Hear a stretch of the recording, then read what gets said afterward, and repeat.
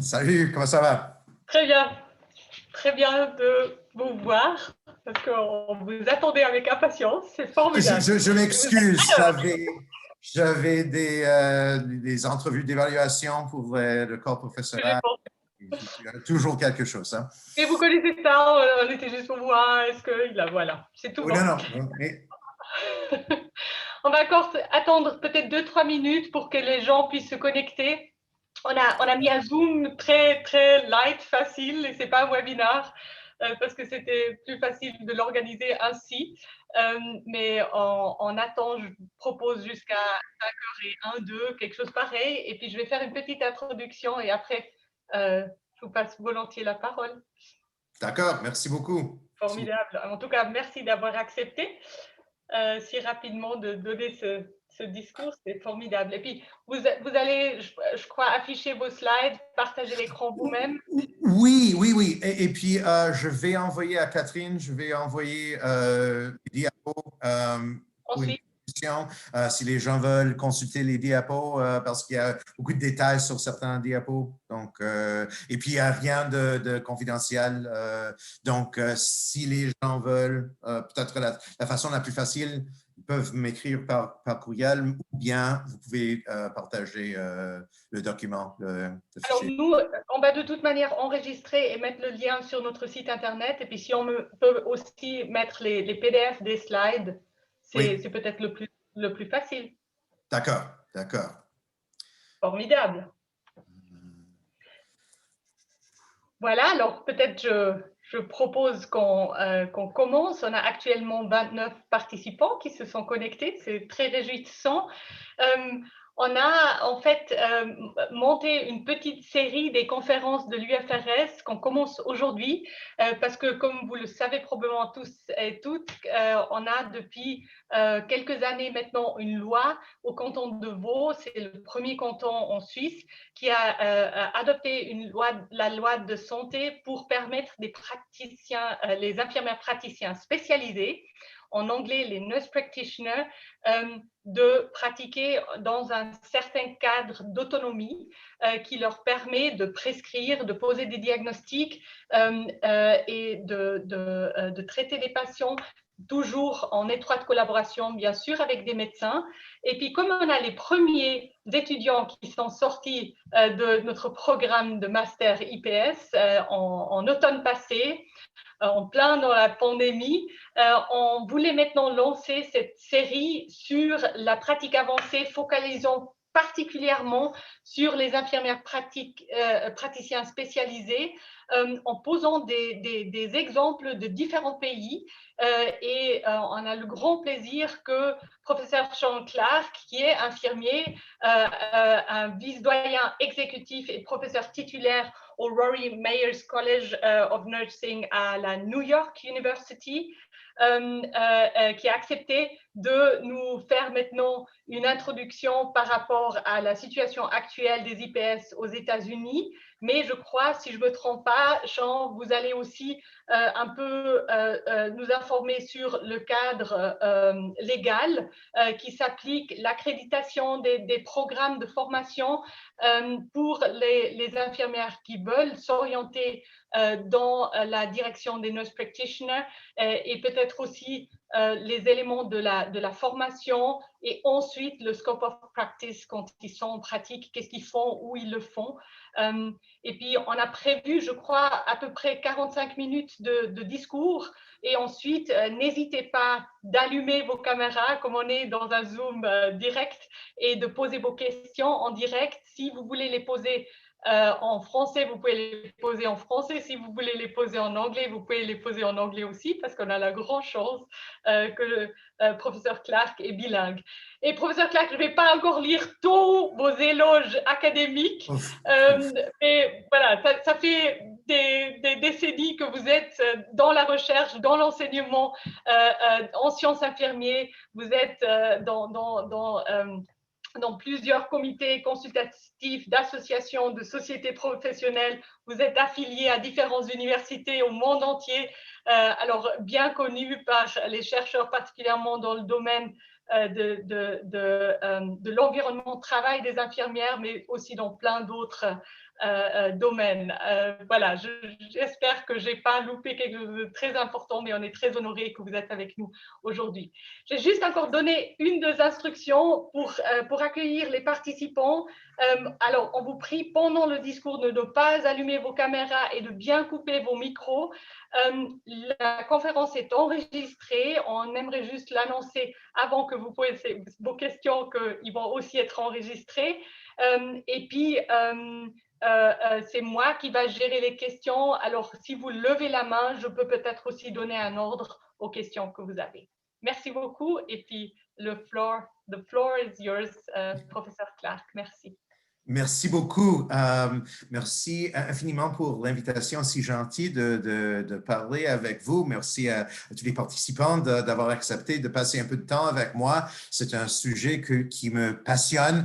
Les éléments du développement de la profession infirmière qui touchent la pratique avancée et puis le côté international parce que pour moi, c'est fascinant de voir l'évolution dans des coins du monde, comment l'histoire et la culture des différents pays influencent le développement.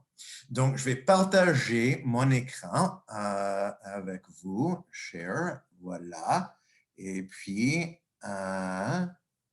oui, OK. Vous voyez l'écran et puis, je devrais faire comme ça. Oui. Et puis, vous voyez l'écran? Ça va? C'est très bien. OK, parfait, parfait. Donc, aujourd'hui, ce que j'aimerais faire, ce que je vais présenter aujourd'hui, c'est une version d'une présentation d'un discours que j'ai donné il y a quelques années au congrès CDF à Bordeaux, mais il y a des éléments que j'ai ajoutés, des éléments que j'ai mis à jour. J'aimerais d'abord donner quelques observations, fournir quelques observations qui pourraient vous aider à mettre mes commentaires en contexte. J'aimerais parler ensuite de l'histoire de la pratique infirmière avancée aux États-Unis et au Canada anglophone. Et puis, j'aimerais souligner certaines forces sociales, économiques et politiques qui ont influencé l'émergence et l'évolution des rôles de pratique avancée. Et je veux aussi donner un peu un compte rendu des succès et des défis et des leçons tirées de l'expérience. Et ensuite, j'aimerais proposer des suggestions pour les cliniciens et les leaders, comme en Suisse, qui souhaitent poursuivre le développement de la pratique avancée. Et puis, comment je pense qu'on peut tirer des leçons de ce qu'on a vu en Amérique du Nord. Donc, juste pour expliquer un peu mon background, si on veut dire personnel, je suis Canadien de naissance. Ma formation d'infirmier et de recherche, je les ai fait à Montréal, au Canada francophone, mais dans une université anglophone. Et je suis citoyen américain naturalisé. Ma mère est française, mon père anglo-canadien et mon épouse, elle est américaine. Donc, ça explique un peu. Et puis, ma formation professionnel, je l'ai eu au Québec. Ça explique un peu les lacunes de mon syntaxe des fois et puis mon accent. Vous entendez, je suis certain, l'accent québécois. J'ai passé la moitié de ma carrière comme infirmier aux États-Unis. Et j'ai poursuivi une formation en 1999 d'infirmier praticien, mais je n'ai jamais exercé comme infirmier praticien, mais je suis plutôt professeur-chercheur spécialisé en recherche en services de santé. Donc, je connais beaucoup d'infirmières praticiennes, infirmiers praticiens, et j'ai suivi le développement de cet aspect de la profession depuis longtemps. Je ne suis pas un expert de la pratique infirmière avancée à l'extérieur des États-Unis et du Canada anglophone. Il faut que je souligne ça. Je sais que dans quelques semaines, Mme Kilpatrick, ma collègue de Montréal, elle va vous parler un peu de ce qui arrive au Québec et aussi au Canada en général, je pense. Parce que son programme de recherche dans sa chaire, au cœur de sa chaire de recherche, touche la pratique avancée au Canada. Je crois personnellement qu'il faut faire attention et demeurer critique lorsqu'on considère les connaissances issues de l'expérience et la recherche dans un autre pays. Donc, ce que je présente ne fait pas office de recommandation pour d'autres pays. Et je souhaite uniquement partager ce qui s'est passé dans une autre région du globe. Des fois, mon pays ici, dans mon pays que j'ai adopté, nous ne sommes pas très, comment est-ce que je pourrais dire, nous ne sommes pas toujours très modestes en termes de ce qu'on devrait prendre comme leçon. Des fois, je pense qu'on pense qu'on devrait exporter nos modèles quand c'est beaucoup plus subtil le message qu'on devrait tirer. Donc, quand je parle de la pratique infirmière avancée en Amérique du Nord, on commence avec une définition. La pratique avancée, il s'agit des rôles élargis définis par des connaissances liées aux soins d'une population spécifique ou des gestes techniques qui exigent une formation avancée. La formation en pratique infirmière avancée se construit à partir d'une formation de base ou de généraliste. On utilise ce terme beaucoup aux États-Unis, la formation initiale, la formation comme infirmier, comme infirmière. Donc, on bâtit sur cette formation fondamentale sur les éléments de base. Donc, aux États-Unis et au Canada, il n'est possible de débuter la formation en pratique avancée qu'après une formation de base au premier cycle et l'obtention d'un permis de généraliste. Et aux États-Unis, après une formation au deuxième ou même au troisième cycle, parce que maintenant, on a des programmes de formation pour les IPA au niveau du doctorat professionnel, le Doctor of Nursing Practice. Après une formation de base comme IPA, on passe un examen national dans sa spécialité. Des examens de certification sont en principe facultatifs autour des États-Unis, mais aujourd'hui, tous les États et beaucoup de provinces canadiennes exigent une certification nationale spécialisée qui exige un examen, le passage d'un examen pour détenir un permis d'exercice d'infirmière praticienne, d'infirmière en pratique avancée.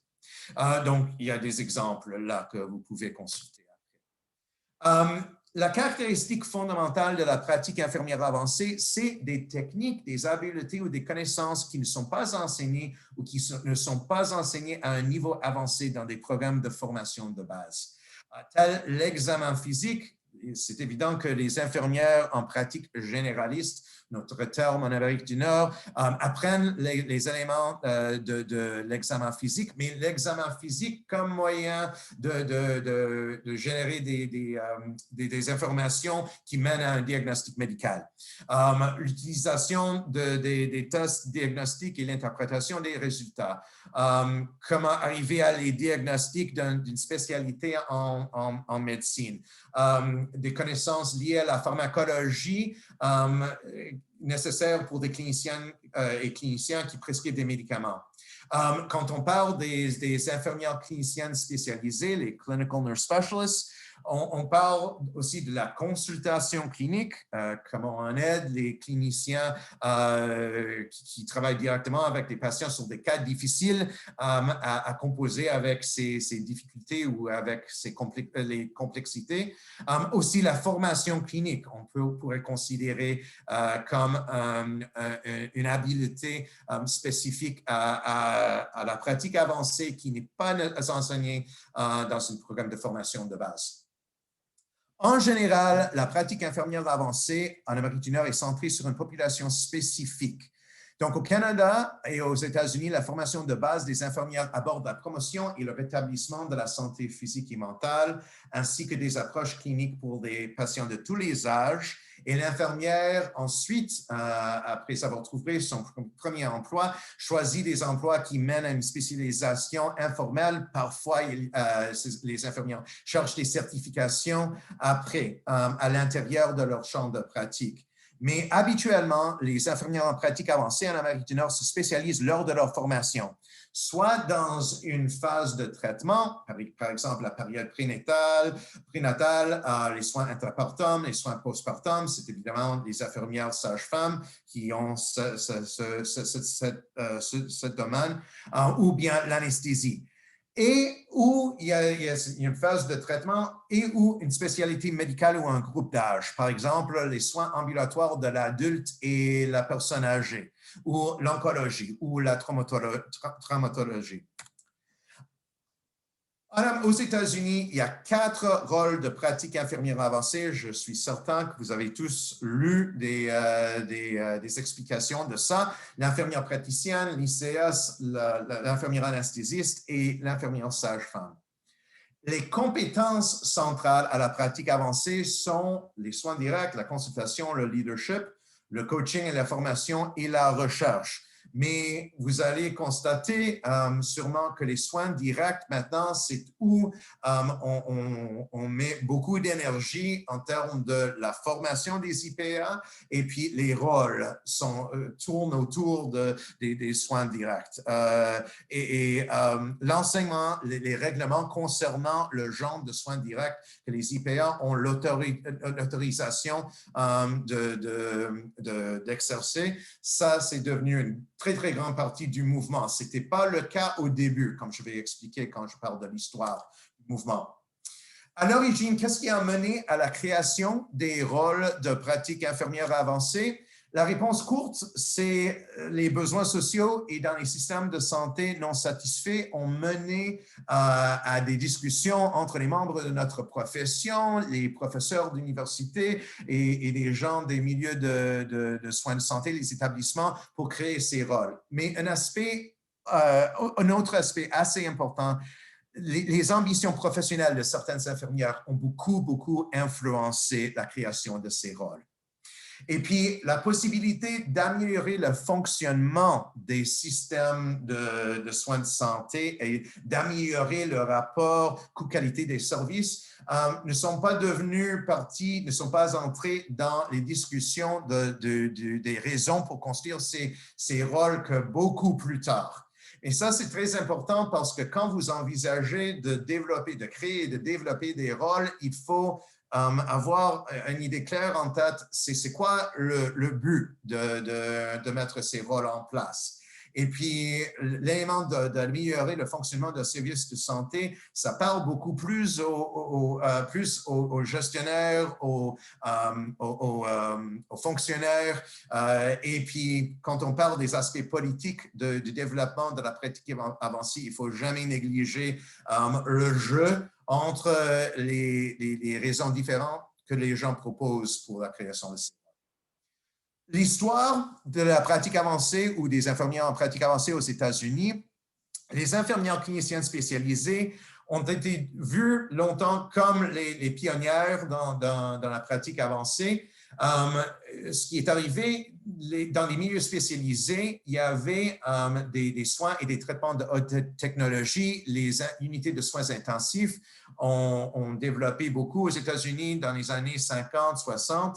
La chirurgie cardiaque a créé beaucoup de besoins dans les unités pour des gens ayant des connaissances spécifiques pour soigner cette population, pour aider les gens à maîtriser les techniques et l'évaluation et le suivi, l'accompagnement des patients qui passaient dans ces unités. Il y avait aussi certains leaders de la profession infirmière aux États-Unis qui croyaient que les infirmières cliniciennes spécialisées allaient faciliter l'utilisation de la théorie infirmière et l'implantation des résultats de recherche en pratique. Pendant les années 70, les infirmières praticiennes ont développé leur formation et puis leur rôle pour combler des pénuries de médecins et pour composer avec une mauvaise distribution des spécialistes. Et puis, c'était en pédiatrie qu'on a vu un développement assez rapide. En néonatologie, il n'y avait pas assez de médecins résidents pour combler les besoins dans les unités de soins intensifs néonataux.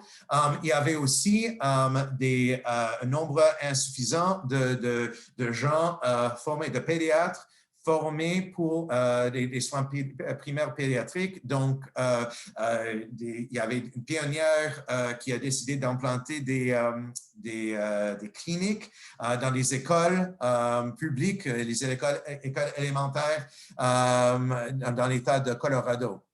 Les infirmières anesthésistes, ça c'est leur histoire est vraiment différente des autres groupes d'infirmières en pratique avancée. Peut-être vous connaissez, peut-être vous ne savez pas cette histoire. Les infirmières étaient partenaires et pionniers dans le développement de l'anesthésie dès le 19e siècle. Et ensuite, aux États-Unis, les infirmières spécialistes ont comblé des besoins quand il n'y avait pas assez de médecins anesthésistes en termes de guerre initialement et en temps de paix. Et cette profession, je vais vous montrer des statistiques dans quelques instants. Vous allez voir, c'est vraiment fascinant comment cette spécialité a développé. Les infirmières anesthésistes, ça n'existe pas au Canada. Les médecins anesthésistes ont eu assez de succès à bloquer le développement de cette spécialité au Canada. Il y a aussi aux États-Unis les infirmières sages-femmes, qui sont les héritières, si on peut dire, de la tradition sage-femme, une profession séparée. Les infirmières sages-femmes ont développé aux États-Unis suite aussi à une tradition des infirmières qui passaient par cheval dans les régions éloignées au début du 20e siècle. Et puis, les infirmières sages-femmes restent un groupe assez important. Donc, aux États-Unis, en 2020, les statistiques les plus récentes, une infirmière sur 10 a poursuivi une formation de pratique avancée, en 11,7%. Donc, c'est beaucoup aux États-Unis qui ont poursuivi cette formation. Ce qui ne veut pas dire nécessairement que tous ces infirmières ont des emplois qui portent un titre de pratique avancée. Mais ça, c'est devenu, quand je parle de la formation des IPA est devenue le business, si on veut dire, le plus important dans les écoles des soins infirmiers aux États-Unis. Il y a à peu près 60 000 infirmières anesthésistes. Ça représente 50% des cliniciens qui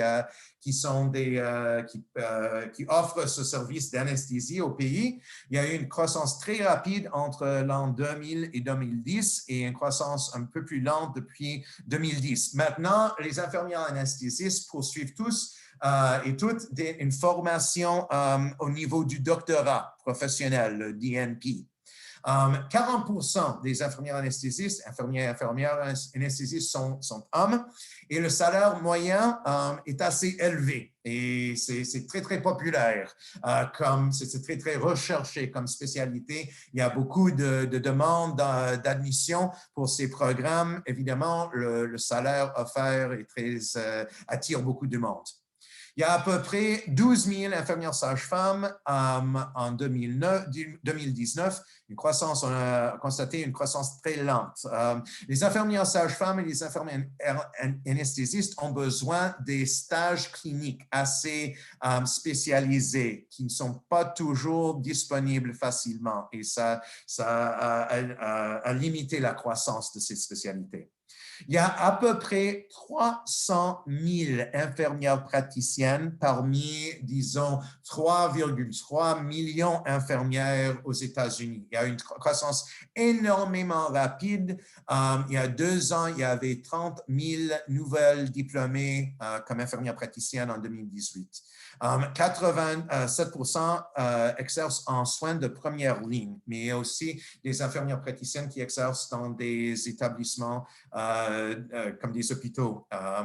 Il y a à peu près 60 000 à 70 000 infirmières cliniciennes spécialisées. ICS, c'est une spécialité en décroissance. À peu près 20% de ces gens ont suivi une formation d'infirmière praticienne après. On les appelle, l'expression en anglais, c'est retread, comme les pneus.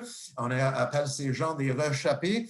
La plupart des gens ayant une formation d'infirmière clinicienne n'exercent pas dans des rôles portant ce titre d'emploi, ce qui est intéressant. Je vais parler de ça. Je veux aussi parler, si vous ne connaissez pas déjà, le rôle du médecin adjoint ou l'adjoint au médecin, ce qu'on appelle le physician's assistant. Et c'est un rôle qui a été développé à l'origine par les forces armées dans plusieurs pays, au Canada et aux États-Unis. Il y a 120 000 physician assistants aux États-Unis, à peu près 650 au Canada. C'est une formation médicale raccourcie et générale qui se passe généralement au deuxième cycle. Aux États-Unis, il y a quelques programmes au premier cycle qui sont en fonction, en marche. Il y a souvent une spécialisation après la formation au deuxième cycle dans les soins de santé primaire, les soins de première ligne, ou bien la chirurgie ou une autre discipline. En théorie, le champ d'exercice des médecins adjoints dépend des médecins qui les supervisent, donc le nom.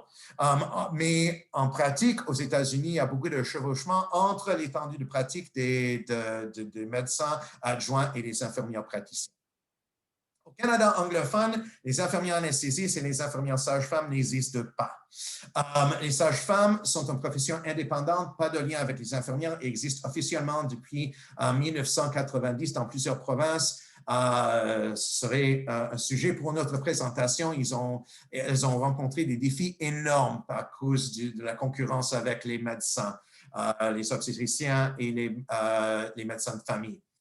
Le développement de la formation des ICAS a eu lieu pendant les années 70, mais la plupart des postes ont disparu pendant les années 90. Plutôt la même histoire qu'aux États-Unis. Les rôles d'infirmières praticiennes en soins de santé primaire ont été créés dans les années 70, mais ont disparu rapidement pendant cette décennie à cause de l'opposition politique des médecins et l'absence de structure de financement pour leurs services. Mais le rôle a vu une réapparition 20 ans plus tard et il y a eu une harmonisation vers l'an 2000 avec les modèles de formation américains. Donc maintenant, les examens de spécialisation que les IP aux États-Unis passent sont les mêmes que les infirmières praticiennes canadiennes. En 2019, il y a eu à peu près 6 000 infirmières praticiennes parmi 300 000 infirmières au pays entier, y compris le Québec. Il y a une histoire plutôt différente au Québec. Je pense que Dr. Kilpatrick va vous parler de ça. Je vais sauter les diapos ici sur la recherche concernant l'évaluation et la recherche concernant les résultats des soins par des IPA, mais vous pouvez lire ces diapos plus tard. Mais les conclusions générales parce qu'il y a toujours eu des projets de recherche, des évaluations scientifiques menées de façon rigoureuse. Le public accepte bien les soins prodigués par les infirmières en pratique avancée. Les IP offrent des services de qualité sans avoir besoin de consulter les médecins constamment. La supervision des médecins reste un enjeu pour les IP partout en Amérique du Nord. On a vu dans les résultats de recherche que les IP utilisent plus judicieusement les médicaments, les tests diagnostiques, les interventions, la technologie et les consultations avec les médecins spécialistes. Et les résultats de santé chez les patients soignés par les IP sont équivalents avec les médecins. Il est rare d'identifier les meilleurs résultats de santé chez les patients soignés par un groupe ou l'autre. Et il n'y a aucune étude, de ma connaissance, qui a démontré une tendance significative suggérant l'infériorité des soins des IPA. Mais il y a beaucoup de défis dans cette zone de recherche et le fait qu'on ait une masse critique de données de recherche qui démontre que les infirmières en pratique avancée sont capables d'assumer des rôles importants dans le fonctionnement du système ne veut pas dire nécessairement que les enjeux politiques ont été résolus ou les jeux ont été gagnés. Les facteurs qui ont influencé et continuent d'influencer une influence sur la pratique infirmière avancée en Amérique du Nord, on peut parler des forces, des facteurs sociaux, des facteurs économiques, des facteurs politiques. Je vais, pour garder assez de temps pour des questions à la fin de ma présentation, je vais sauter des diapos ici, mais vous pouvez regarder ces diapos en plus grand détail à votre aise plus tard. Mais les défis pour tous les systèmes de santé, c'est d'atteindre et maintenir un équilibre entre l'accès aux soins pour les patients, les coûts et la qualité des soins. Ce que j'ai présenté la première fois que j'ai donné cette présentation, c'était des résultats des sondages menés auprès des adultes souffrant des maladies chroniques dans 11 pays, qui démontrent qu'il y a des grands défis point de vue maladie chronique, des détresses émotionnelles, la détresse émotionnelle et l'incapacité de travailler, mais on a un système qui n'est pas très bien adapté dans plusieurs pays pour les besoins de la population. Et nous avons des difficultés particulières aux États-Unis, mais ce sont des difficultés qu'on rencontre en Suisse, en France, au Canada, et vous pouvez regarder ça. Ce sont des résultats des sondages, mais des sondages menés de façon systématique. Il y a des résultats intéressants là-dedans. Et puis, je vais passer très, très vite. Vous n'avez pas le temps de les lire, mais on va passer à autre chose. Dans les pays industrialisés, les systèmes de soins de santé sont en fait des systèmes de traitement des maladies et pas des systèmes de santé vraiment. La prévention de la maladie, la promotion de la santé et la coordination des soins sont vraiment négligés. On sait ça déjà, il n'y a rien de nouveau dans ça. Mais ce modèle n'est pas approprié pour des sociétés vieillissantes qui vivent avec le fardeau des maladies chroniques et des problèmes de santé mentale chronique, et on commence à s'en rendre compte. Les économistes de la santé s'entendent pour dire que le paiement à l'acte, qui est un modèle qui encourage des dépenses inutiles et ne favorise pas les services appropriés, que ce modèle, on doit le changer pour encourager un suivi au long des vies des personnes, au long des maladies et les épisodes de soins. Il faut trouver des modèles plus centrés sur les patients et les familles. Mais le défi, c'est si on paie les cliniciens à l'acte, et c'est un modèle qui est toujours présent et tenace aux États-Unis et aussi au Canada. Et puis, si les infirmières praticiennes, les infirmières en pratique avancée ne font pas partie de ce système, on a des difficultés à implanter des rôles. Et puis, ce sera ce qu'on va voir dans un instant.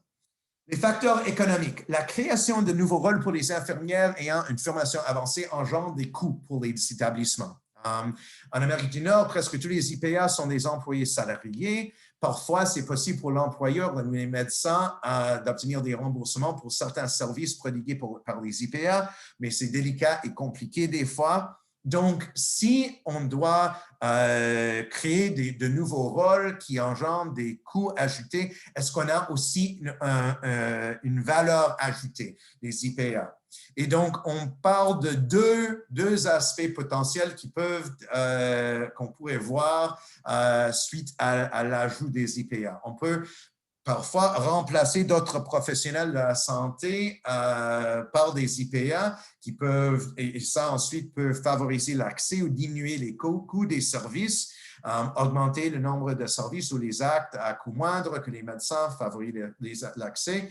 Ou on peut parler de libérer les autres professionnels pour les permettre de consacrer plus de temps à des activités plus spécialisées ou mieux rémunérées. Mais je pense que les infirmières praticiennes, les infirmières en pratique avancée n'ont pas tellement le goût de se faire voir comme la médecine à rabais, si on veut dire. C'est assez indélicat de ma part, mais vous allez m'excuser. On parle plutôt à leur contribution potentielle à la qualité des soins et cette contribution tire un peu ou joue un peu sur les forces de la pratique infirmière généraliste. Le fait qu'il y a beaucoup de soulignements dans dans la formation des infirmières de base, à apprendre à comment enseigner aux patients et leurs familles de gérer leur santé et leurs conditions médicales. La gestion et la coordination des soins, c'est aussi quelque chose qui peut améliorer la qualité.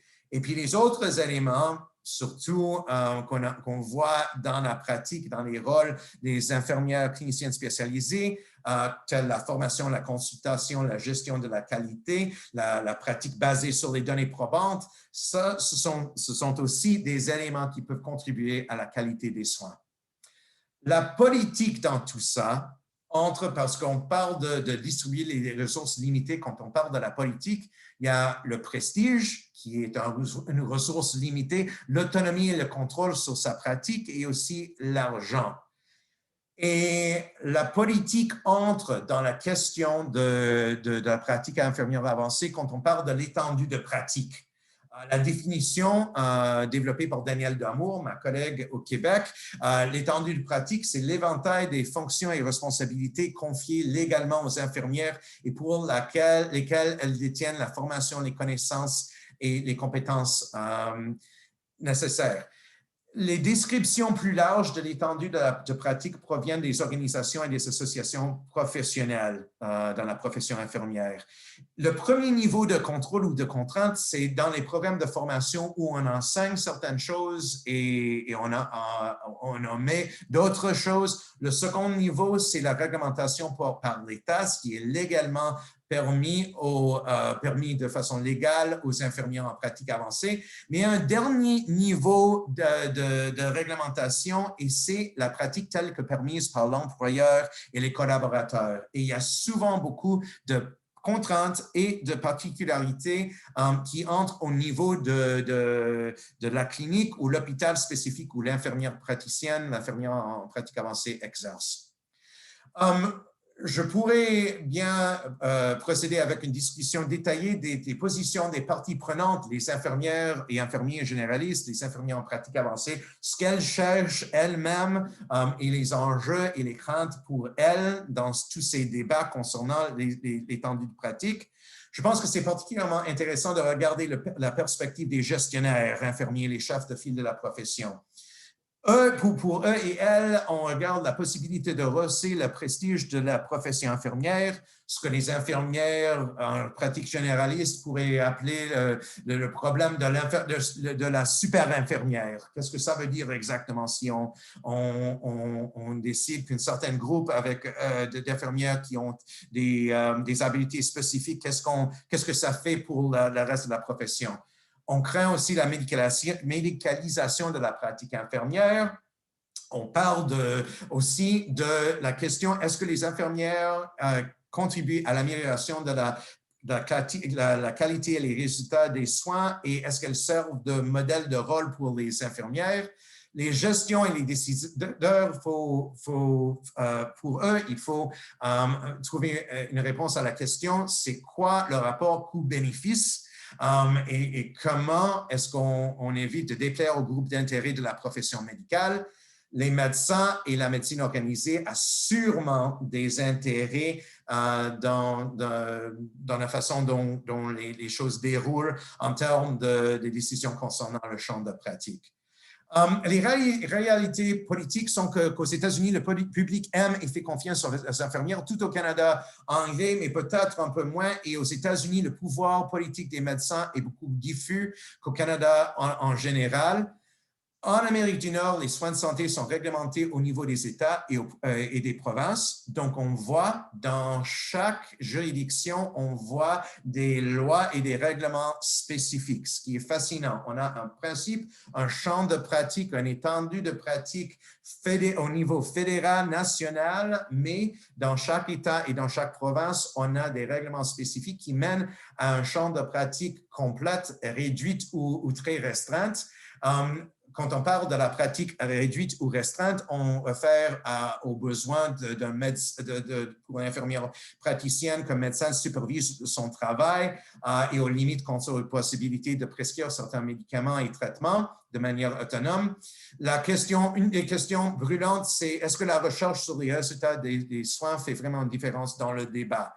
Il y a eu des débats féroces Au cours des années, on voit ici en vert sur la carte des États-Unis et les États, on voit beaucoup des États dans l'ouest et au milieu du pays qui ont un champ de pratique en vert très ouvert. Mais dans des États où des États indiqués en jaune et en rouge sont des États où les intérêts politiques des médecins ont mené à des champs de pratique restreints.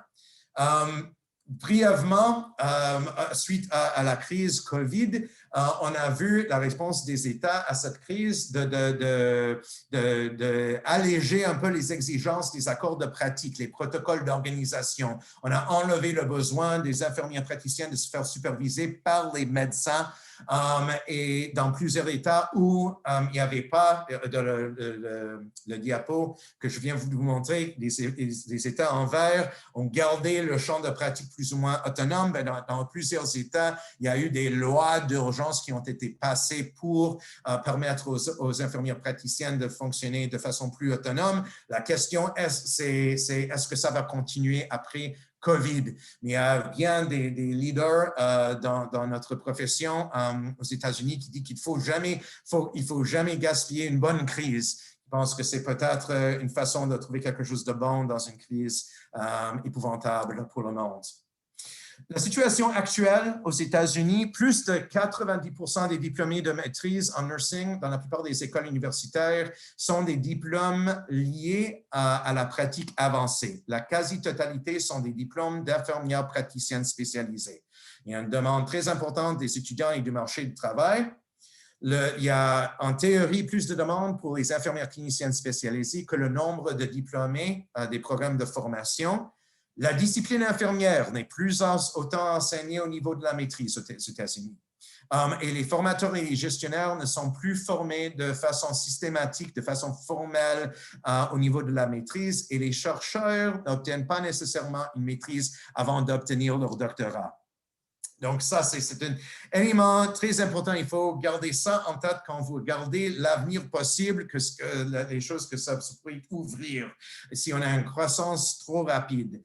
Depuis plus de 20 ans aussi, plusieurs étudiants accèdent à la formation d'IPS sans un diplôme, avec un diplôme dans une autre discipline, mais c'est-à-dire sans une période d'exercice généraliste qui procède directement, qui ont un diplôme en psychologie et qui deviennent infirmières et ensuite infirmières praticiennes tout de suite. Ça, c'est quelque chose de très, très intéressant. Ils sont prêts à payer des frais de scolarité très élevés dans les universités privées pour accéder à ce parcours de carrière. Et les programmes de formation d'IPS en ligne et à distance ont explosé aux États-Unis.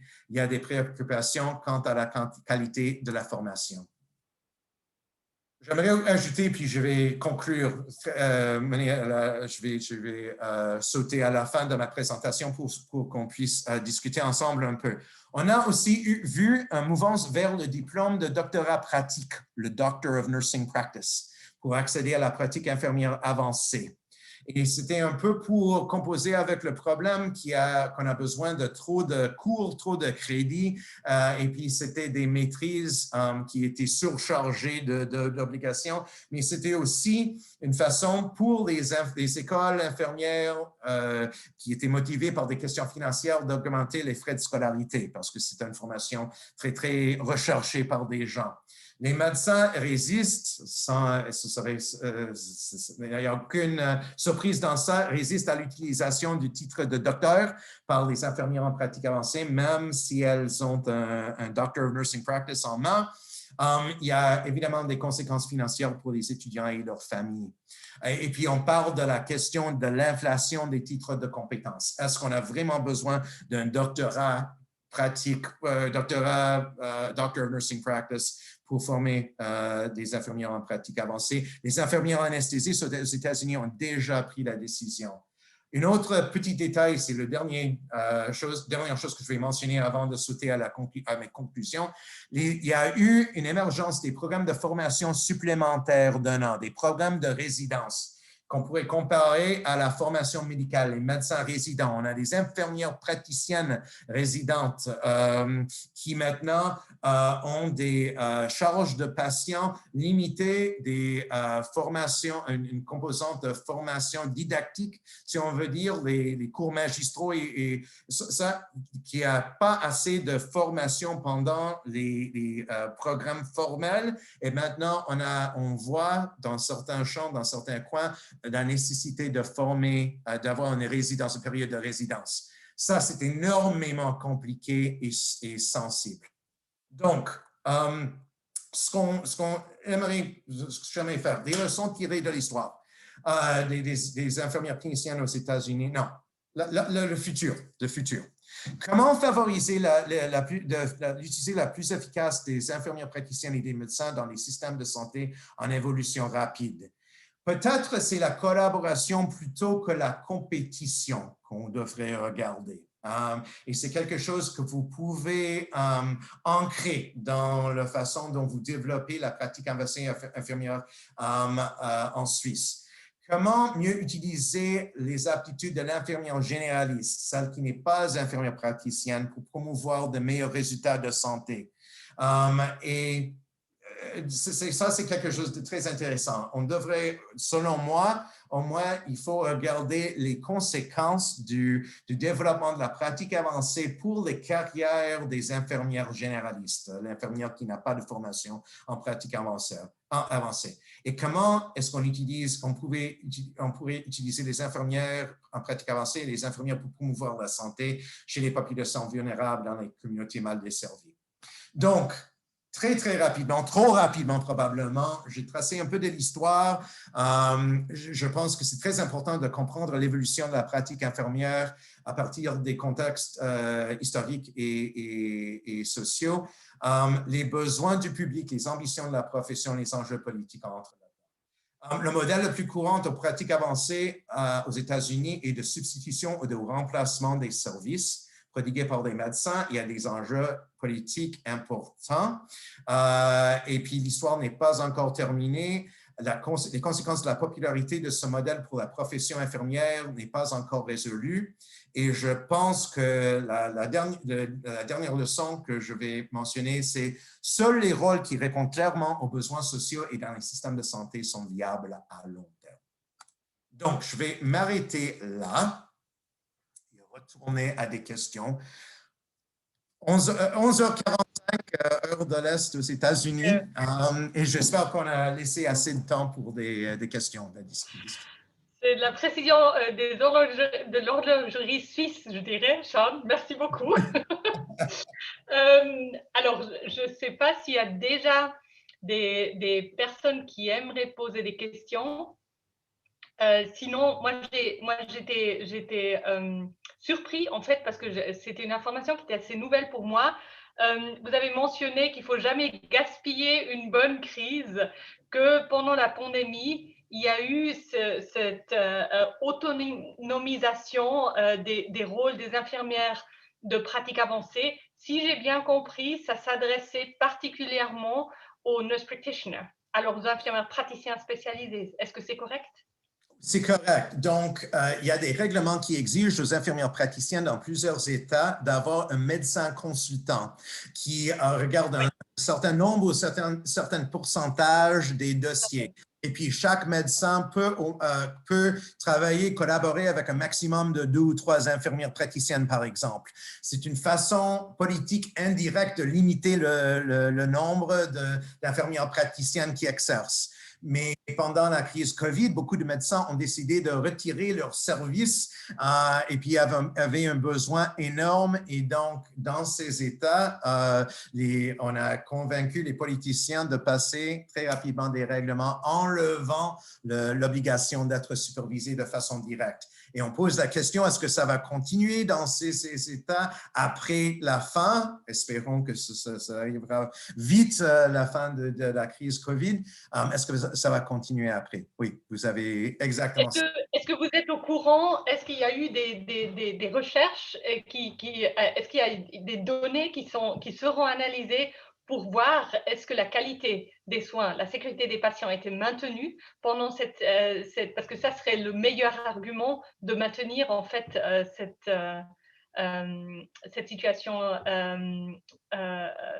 par rapport au cadre légal.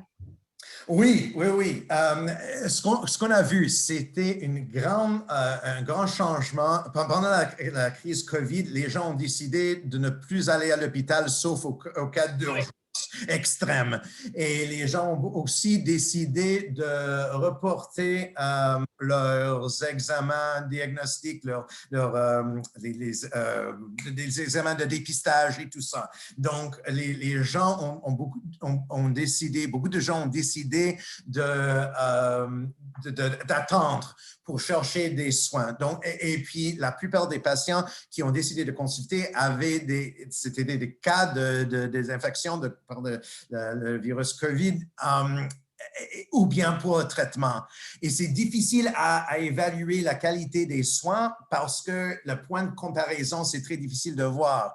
On savait déjà, il y a 30, 40 ans, on sait que les infirmières sont très consciencieuses, qu'elles hésitent toujours à prescrire si elles ne savent pas exactement ce qu'elles font, sont très judicieuses dans leur façon d'exercer. On n'a jamais vu de problème avec la sécurité des soins prodigués par les infirmières en pratique avancée, ce qui ne veut pas dire que ça n'existe pas des cas de négligence professionnelle par les IPA, ce qui veut seulement dire qu'il n'y a pas un grand problème avec la qualité et la sécurité des soins.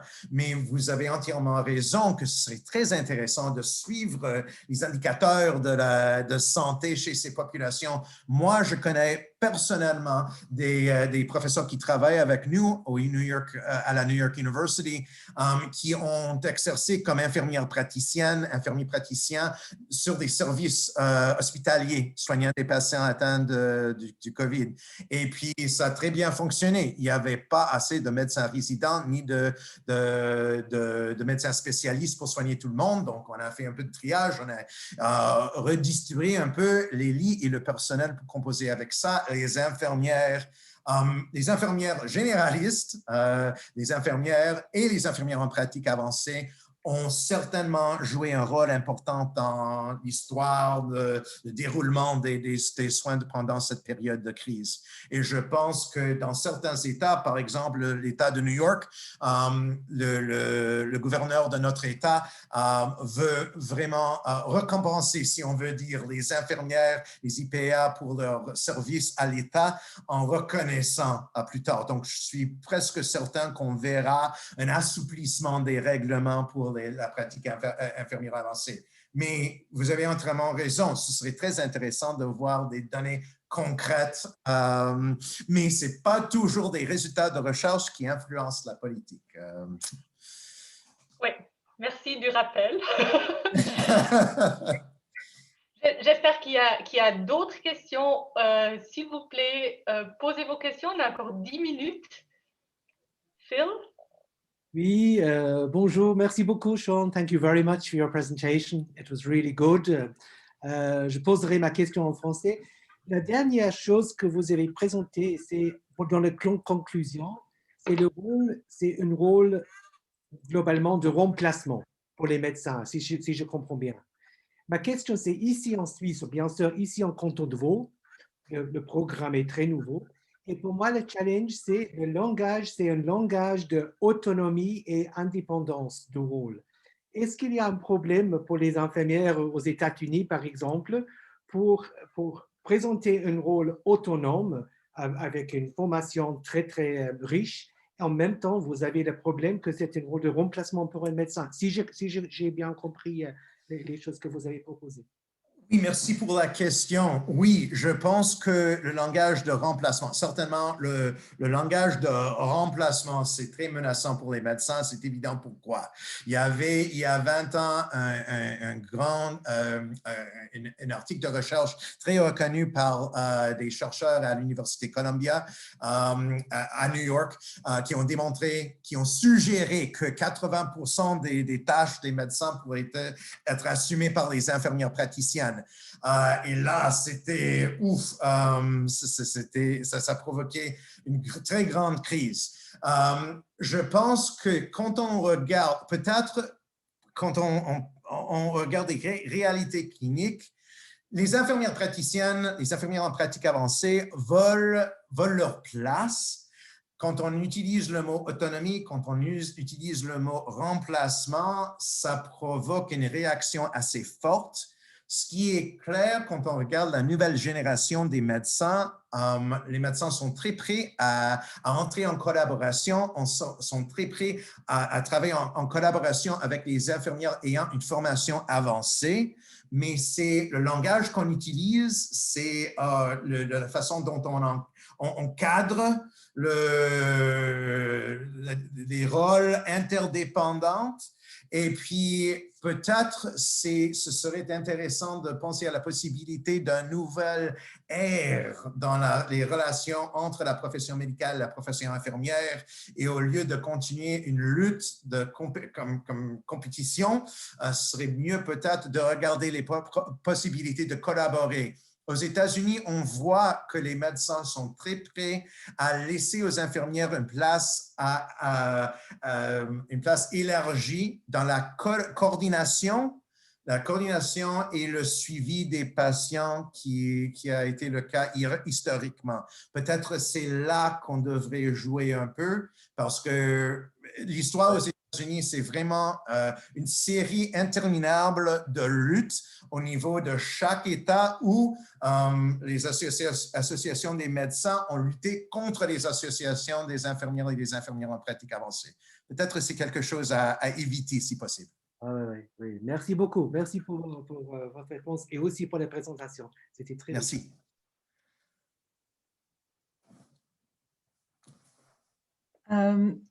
Est-ce que je peux encore demander une question? Sean, nice to see you. C'est Sabina. Oh, oui. Voilà, Sabina. Alors, grand merci pour ton discours. Et j'ai une question. En Suisse, dans la Romandie, on a un développement favorable avec la loi pour les infirmières pratiques avancées, un développement et aussi naturellement l'éducation qui est là, avec vraiment une éducation très bien développée du point de vue clinique. Quand on regarde dans la Suisse alémanique, on voit un développement où il y a beaucoup de programmes qui se développent pour les nurse practitioners qui n'ont pas vraiment cette éducation, niveau d'éducation clinique que normalement est proposé pour avoir patient safety and quality. Alors, est-ce qu'on a aussi cette sorte de développement aux États-Unis? Est-ce qu'on a vécu ça? Et comment gérer, parce que du point de vue de patient safety and quality, c'est quand même pas une détail, hein, qu'on a des gens qui ont quand même les compétences. Oui, il y a maintenant à peu près 500 écoles universitaires de sciences infirmières qui offrent une formation d'infirmière praticienne. Et comme j'ai décrit, il y a une croissance énorme des programmes sur ligne, sur Internet. Et puis, on peut bien poser des questions. C'est quoi la qualité de formation qu'on peut s'attendre d'une formation online? Il ne faut pas nécessairement avoir des préjugés. Il y a des faiblesses dans la formation clinique qu'on a à faire dans des programmes traditionnels pour la formation des infirmières, des programmes de formation pour les infirmières praticiennes, mais il y a des grandes discussions qui se passent. Maintenant, on exige 500 heures de pratique, de stages supervisés pour les infirmières praticiennes. Pendant la crise COVID, il y a des doyens, des doyennes des écoles des sciences infirmières qui ont parlé d'un besoin peut-être d'assouplir cette exigence, de regarder les compétences maîtrisées par l'étudiant au lieu d'imposer un nombre fixe d'heures. Ça soulève des questions. Pour l'instant, on n'a pas constaté des problèmes avec la qualité de l'exercice, mais moi, je fais partie d'une équipe qui évalue maintenant un programme de résidence pour les infirmières praticiennes après une formation de base. Et je peux vous constater de façon informelle, j'espère que personne ne va répéter ce que je vais dire, des lacunes de base, des défauts, des défauts de pratique, des trous dans les connaissances, dans la maîtrise des connaissances de base, en commençant par l'évaluation de l'état de santé, les compétences dans l'examen physique, ou bien la capacité de prendre de bonnes décisions concernant les traitements appropriés dans des circonstances où il y a des subtilités. Aux États-Unis, on n'a pas vraiment confronté la question de qualité. C'est quelque chose que je pense s'impose parce que les dangers sont énormes. Si le public commence à voir maintenant, le public a grande confiance en les infirmières praticiennes. Oui, mais les indicateurs proximaux sont déjà négatifs, hein? On n'a pas encore les indicateurs distals, mais les indicateurs proximaux sont déjà pas vraiment… Mais c'est surtout des gens comme nous qui regardent la qualité des programmes, qui ont une certaine perspective sur les étudiants et comment ça se passe. Et puis, de temps en temps, on entend des histoires un peu effrayantes concernant la qualité de l'exercice. Mais je suis d'accord, c'est quelque chose… Même si les gens voient le mouvement de pratique infirmière avancée comme un moyen d'avancer le statut de notre profession, il faut aussi faire attention parce que nous avons une obligation éthique, je dirais, pour assurer que les cliniciens, les cliniciennes qu'on met sur la rue en train de soigner des patients sont bien formés pour le rôle. Et aux États-Unis, comme vous savez très bien, il y a l'élément aux États-Unis où les universités, c'est une grande affaire. Hein? Il y a la question de frais de scolarité très élevés. Il faut des gens qui s'inscrivent, qui sont prêts à payer des frais de scolarité assez élevés. Et des fois, on pose la question, mais est-ce qu'on peut assouplir certaines exigences pour avoir assez d'étudiants? C'est réel, c'est quelque chose qui arrive. Mais en général, oui. Je dois juste faire attention au temps et je sais qu'il y a encore un participant qui aimerait poser une question. Oui. Alors, si on peut prolonger encore pour 2 minutes, mais c'est très, très important. Merci beaucoup aussi, Sabina, pour cette question qui nous semble très, très pertinente et qui nous préoccupe à l'heure actuelle aussi quand on voit l'évolution des différents programmes en Suisse qui ont quand même une grande variabilité par rapport aux exigences qui sont posées par rapport à la formation. Mais il y a Cédric Bussy qui a encore levé la main. Alors, si on peut prolonger pour 2 minutes, on va se permettre une dernière question. Merci beaucoup. Merci Emmanuel de m'avoir vu et merci professeur Clark pour votre intervention. Ma question a lieu est en lien avec le développement aux États-Unis, visiblement extrêmement axé sur les soins de première ligne, le tout en lien avec le financement des soins. Vous avez souligné le rôle défavorable d'un paiement à l'acte par rapport au financement de type par capitation ou par forfait par cas, etc. On constate en Suisse romande que le financement hospitalier, vous le savez, vous ne le savez pas, je ne sais pas, est un paiement par cas, alors que le financement dans l'ambulatoire, en dehors de l'hôpital, est un financement à l'acte. Et on voit ici un défi assez important pour financer les soins justement de première ligne dans ce financement qui est défavorable parce que le paiement à l'acte est directement lié en Suisse aux médecins. Alors, qu'est-ce qui explique ce développement fulgurant des soins de première ligne aux États-Unis? Est-ce qu'il y avait un financement des soins, des prestations qui était favorable, ou est-ce que c'est par d'autres biais, en raison des besoins particulièrement importants de la population, qu'on a réussi cet exploit de développer principalement les soins de première ligne pour les IPS? Oui.